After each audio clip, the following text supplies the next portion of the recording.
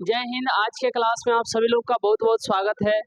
तो जैसे कि आप सभी लोग को मालूम है कि आज के क्लास में हम लोग स्टार्ट करने वाले हैं चैप्टर नंबर 2 10th क्लास का सिविक्स यानी कि राजनीति शास्त्र का चैप्टर नंबर 2 को स्टार्ट करेंगे, जिसका नाम है लोकतंत्र में कैसे जो है सत्ता की साझेदारी की जाती है, उसका कार्य प्रणाली क्या है।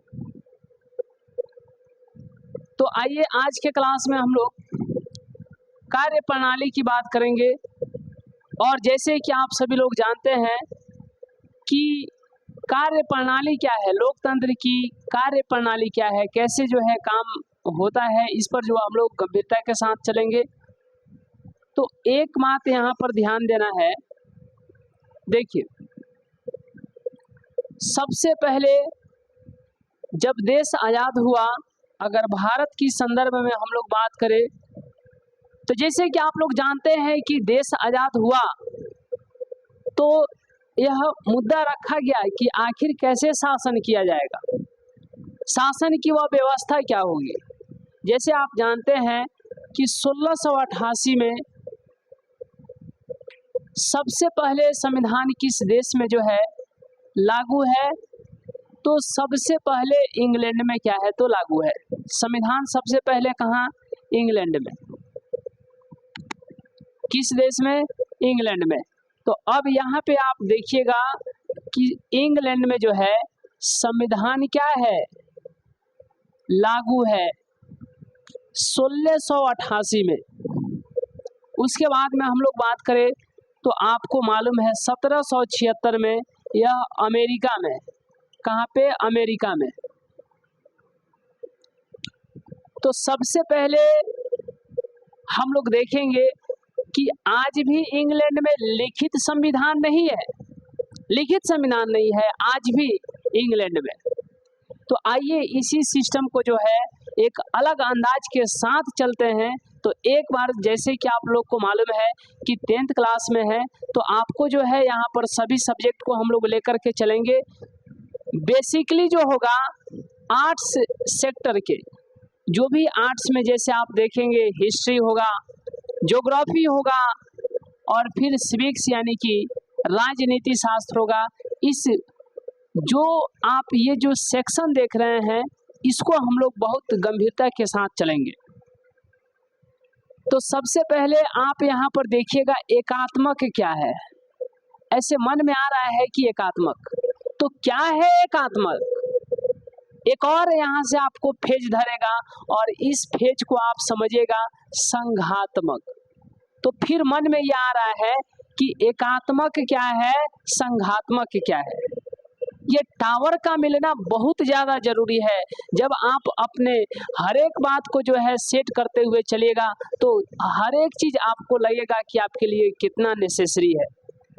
तो एकात्मक वह व्यवस्था है, जैसे आप सुनते होंगे एकात्मक की सरकार, जैसे सुनते होंगे संघात्मक की सरकार। तो एकात्मक क्या है? एकात्मक में जो शासन है यह सिर्फ और सिर्फ एक व्यक्ति के द्वारा, एक व्यक्ति कहने का तात्पर्य है कि सिर्फ केंद्र के ही द्वारा शासन चलेंगे, तो ये एकात्मक है। लेकिन शासन का बंटवारा करके कि हाँ आइए यहाँ पर एक मालिक आपको देखने को मिलेगा, इसमें जो है बहुत सारे लोग जो है मालिक होंगे। जैसे एक बात बताइए, क्या भारत में आपको एकात्मक लगता है कि संघात्मक लगता है? एक चीज हम आपको क्लियर कर देते हैं, इंग्लैंड में एकात्मक शासन व्यवस्था है। इंग्लैंड में एकात्मक शासन व्यवस्था है। तो एक बात आपको बताना है कि अमेरिका में कैसी शासन व्यवस्था है, कि जान करके आपको गहरा आश्चर्य होगा कि अमेरिका में संघात्मक शासन व्यवस्था है। संघात्मक है, सोच करके देखिए।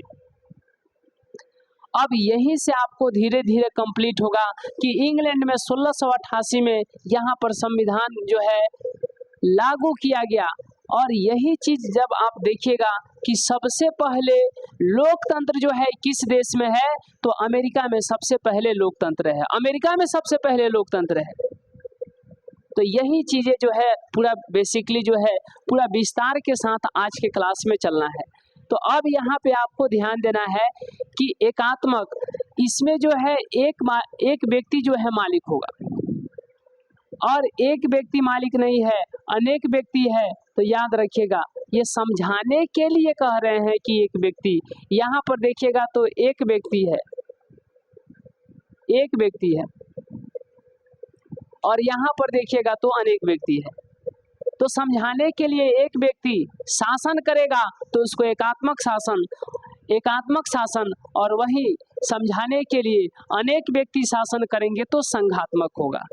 अब यहाँ से तो ये फेज आपको क्लियर होगा। अब यही चीज आपको ध्यान देना है कि अब थोड़ा गंभीरता के साथ हम लोग समझेंगे एकात्मक और संघात्मक को। हर एक चीज को जो है सिस्टमेटिक वे से चलेंगे, और ये आपको जान करके गहरा आश्चर्य होगा कि भारत में एकात्मक शासन भी है और संघात्मक शासन भी है, दोनों प्रकार के शासन व्यवस्था है भारत में। अब यहीं से धीरे धीरे आपको टावर पकड़ेगा, और इस तरीके से देखिएगा कि सबसे पहले हम लोग बात करेंगे कि एकात्मक शासन व्यवस्था में सबसे पहले यहाँ पर देखिएगा व्यक्ति का एक पहचान होता है, एक पहचान होता है।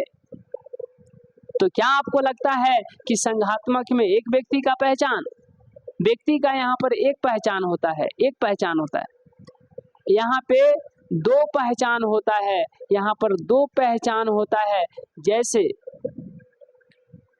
ये राज्य का अलग, देश का अलग। आप कहते हैं, आप क्या कहते हैं, बिहार का अलग बताते हैं और भारत का अलग, यानी कहिएगा कि हम बिहार के हैं बिहारी, तो उसी तरीके से हम भारत के हैं भारतीय। यहाँ पर आपका दो पहचान हो रहा है, तो इससे आपको लग रहा है कि भारत में संघात्मक व्यवस्था है।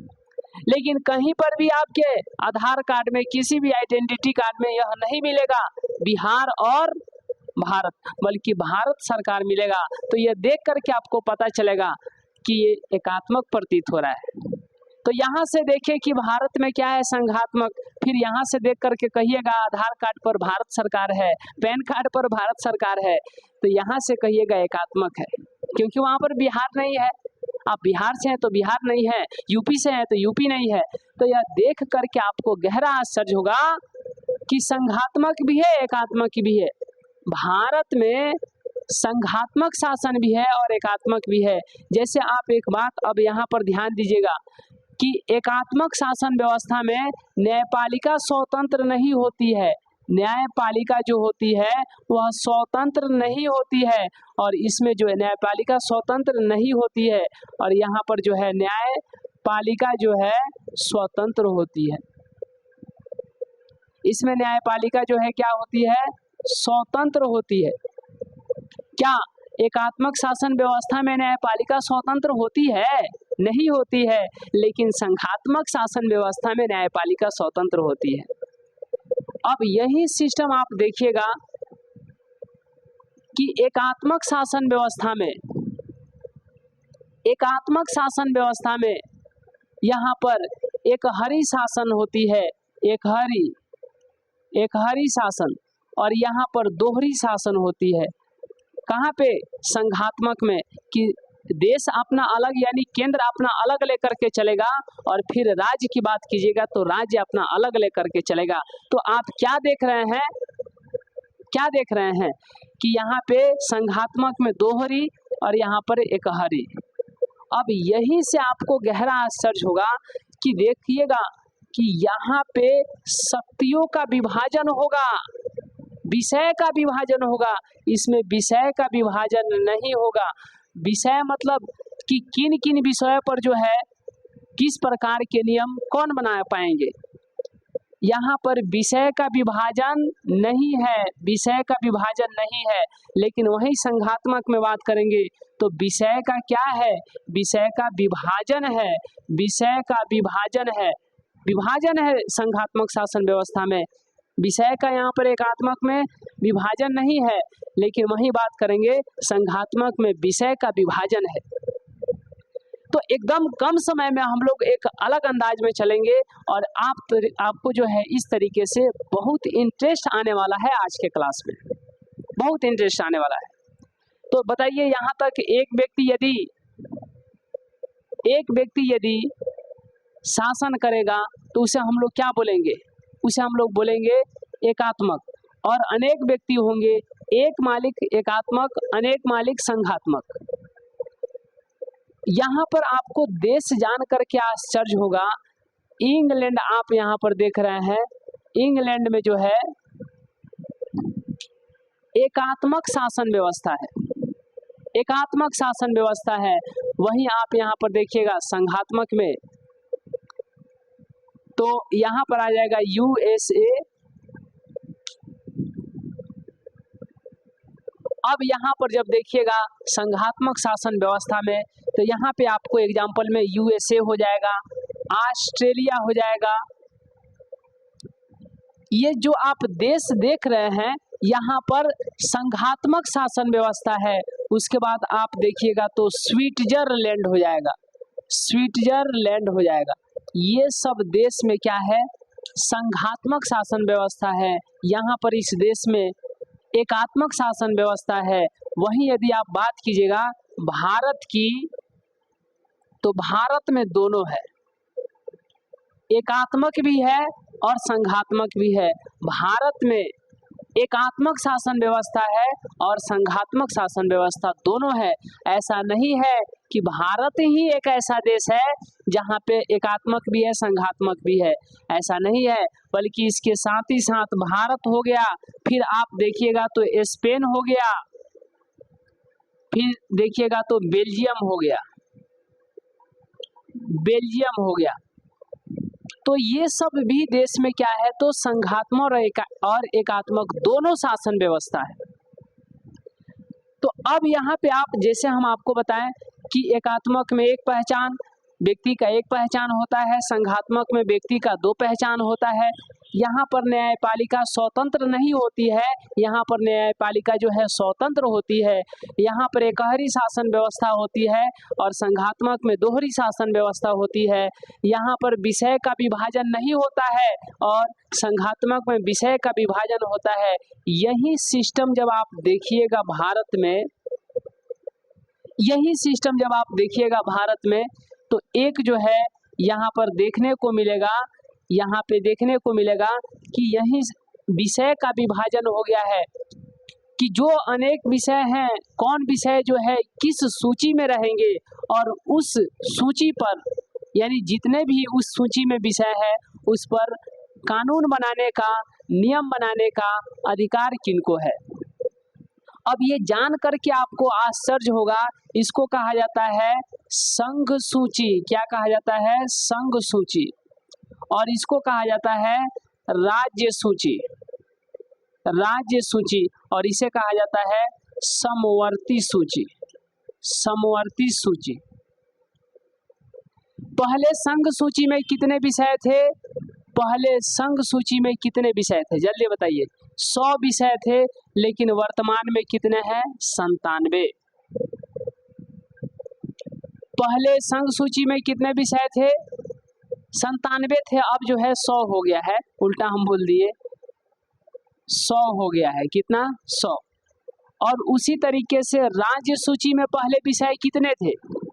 तो राज्य सूची में विषय थे कितने? 66। अब हो गए हैं 61। वहीं आप देखिएगा यहाँ पर समवर्ती सूची में कितने विषय थे? समवर्ती सूची में विषय आपको कितने हैं? 52 है। कितने हैं? 52 है। तो संघ सूची में कितने विषय? 100 विषय। राज्य सूची में कितने विषय? 61 विषय। समवर्ती सूची में कितने विषय? 52 विषय। अब यहाँ पे आपको समझना है ये विषय क्या है। जैसे आपको कहेंगे कि हाँ, मुद्रा, मुद्रा जो चलाना है, देश में मुद्रा चलाना है, यह एक विषय है। इस विषय पर जो है सरकार, यानी देश का जो सरकार है, संघ यानी केंद्र की जो सरकार है, उसी को अधिकार है कि मुद्रा 1000 का चलेगा, कि 2000 का चलेगा, कि 5000 का चलेगा, कि किसी का भी नहीं चलेगा। इस सब पर मंथन करने का अधिकार जो है किसको है? तो संघ सूची को है, यानी कि केंद्र को है। संघ सूची यानी कि केंद्र को है। लेकिन वही राज्य की जो सूची है, इसमें 61 विषय है। इस विषय पर अधिकार बनाने का, इस विषय पर नियम बनाने का अधिकार किनको है? तो राज्य को है। किनको है? राज्य को है। ये समवर्ती सूची में जो आप 52 विषय देख रहे हैं, इस पर जो है कानून बनाने का, नियम बनाने का अधिकार किनको है? तो राज्य को भी है और केंद्र को भी है। सिर्फ इसमें केंद्र का, सिर्फ इसमें राज्य का। और ये जो समवर्ती सूची में जो 52 विषय हैं, इस पर केंद्र सरकार भी नियम बना सकती है और राज्य सरकार भी नियम बना सकती है।